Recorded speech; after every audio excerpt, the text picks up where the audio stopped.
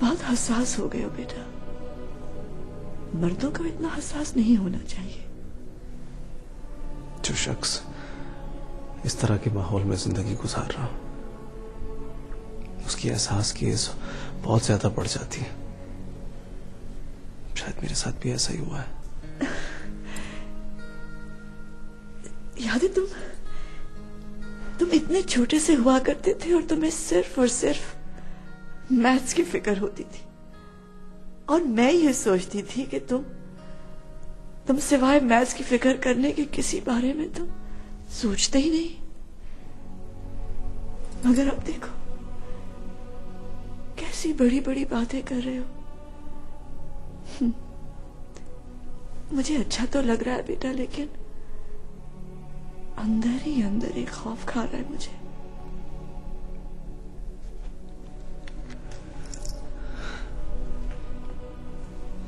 खौफ भी इसीलिए आ रहा है ना क्योंकि आप जानती हैं कि मैं सच बोल रहा हूं।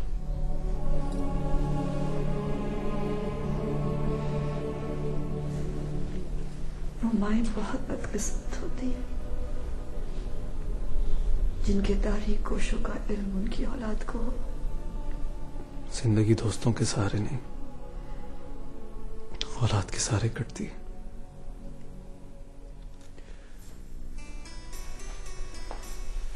मैं तो आप ही के जिस्म का हिस्सा हूं।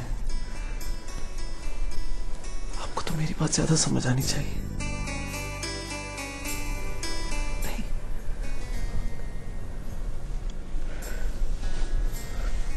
सबका दाखला बंद कर दें इस घर में। आप सिर्फ मेरी और मेरी मां बनकर रहे। मैं पिछली सारी बातें भूल जाऊंगा।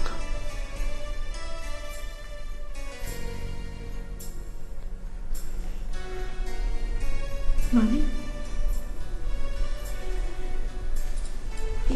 ये बातें हम फिर करेंगे तफसील से। हाँ बेटा, नहीं?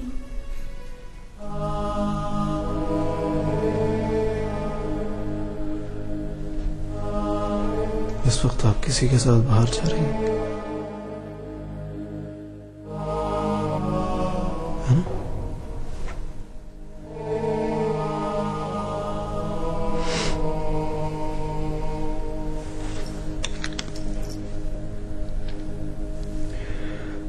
अब हम दोनों इकट्ठे इस घर में नहीं रह सकते।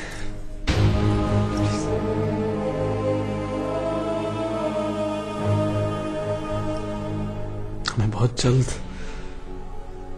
एक दूसरे से अलग होना होगा, क्योंकि ये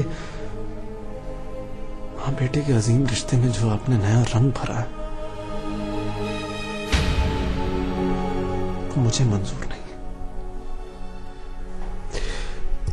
मुझे एक इंतजार करने वाली, किचन में मेरे लिए काम करने वाली, अपना लम्स मुझ पर लुटाने वाली मां से इश्क था।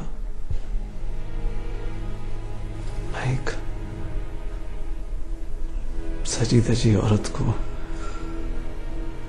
अपनी मां कैसे बना लूं? उस मां के बारे में आपको कोई इल्म नहीं।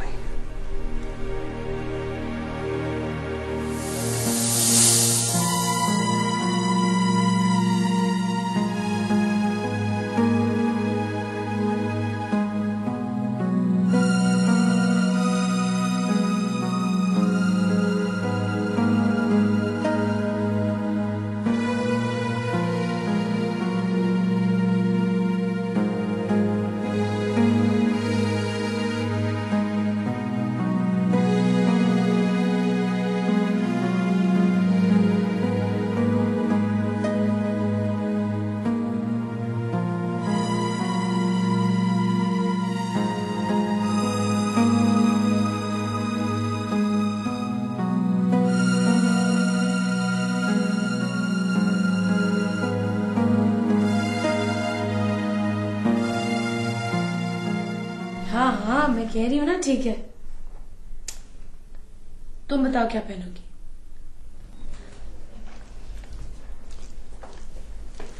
हाँ सबा मैं तो मेरी फोन करती। बाय। फायजा, चल रही हो ना आज शाम को पप्पो की तरफ? मम्मी मैं क्या करूंगी जाके, वैसे भी मेरी प्रेजेंस से किसी को क्या फर्क पड़ता है। फिर भी कम से कम आज के दिन तुम्हारा वहां होना जरूरी है, वरना लोग बातें बनाएंगे। आज चली चलो, फिर बेशक मत जाना। मामा ये क्या आप टिपिकल मिडिल क्लास माओ वाली बातें कर रही हैं? I know I am also upset, लेकिन मैं ऐसे खतरनाक एटमोस्फेयर में ज्यादा देर बर्दाश्त नहीं कर सकती। बाय द वे मामा, रोका टोका तो हमें जाता था आउटफिट्स की सिलेक्शन पे। हाँ, फतवे रखते थे कि ये चीप है, वल्गर है, और काम तो इन शरीफ बीबियों ने कर दिखाया। अब पूछे ना ग्रैनी और दादा से कि उनके क्या कमेंट्स हैं इस पे। आई नो, मगर उनके लिए तो उनकी बेटी और नवासियां अब भी बहुत मासूम हैं। ये तो तुम्हारे बाप को शुक्र करना चाहिए कि मैं उसे यहां ले आई, वरना अगर आज भी वो अपने 120 गज के आबाई मकान में होता तो इस वाकये के बाद तो लोग हमारी बोटियां नोच के खा जाते। यहां पर तो खैर ऐसी बातों का इतना कोई नोटिस नहीं लिया जाता। थोड़ी देर के लिए चली चलना प्लीज। मामा मुझे प्लीज फोर्स मत करें कुछ करने के लिए। आई टोल्ड यू ना, मैं हुक्म से कोई काम नहीं कर सकती। मूड नहीं हो रहा है, स्वेयर किसी और दिन चली जाऊंगी ना।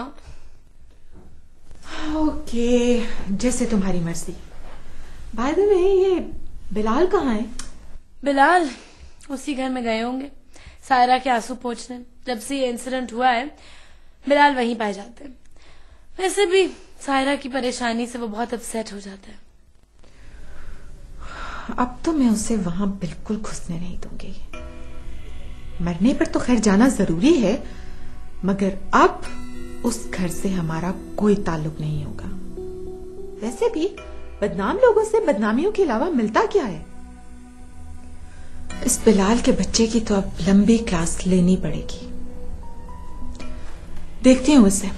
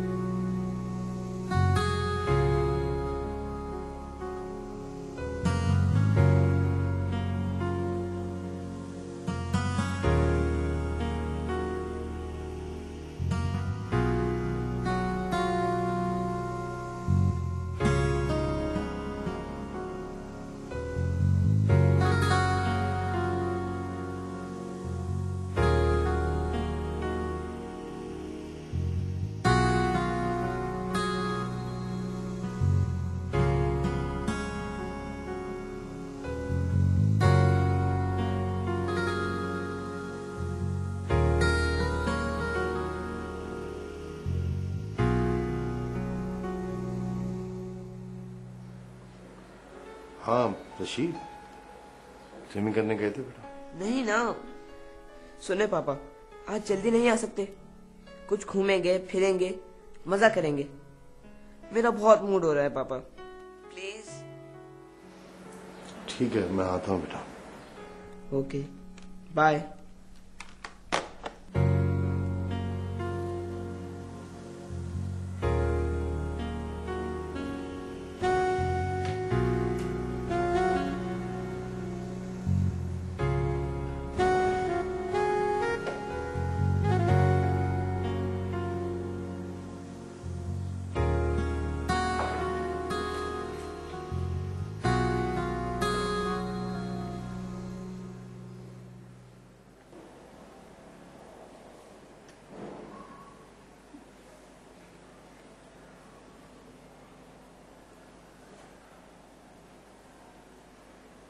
ये सब क्या हो गया सायरा?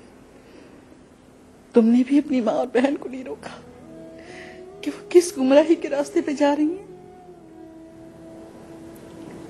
अम्मी अंदर कमरे में है नानी, आप उनसे मिल लें। मुझे कोई मुतमईन क्यों नहीं करता? मुझे मेरे सवालों के जवाब क्यों नहीं मिलते? आप अम्मी से बहुत नफरत करने लगी है ना? माओ की सबसे बड़ी मजबूरी तो ये होती है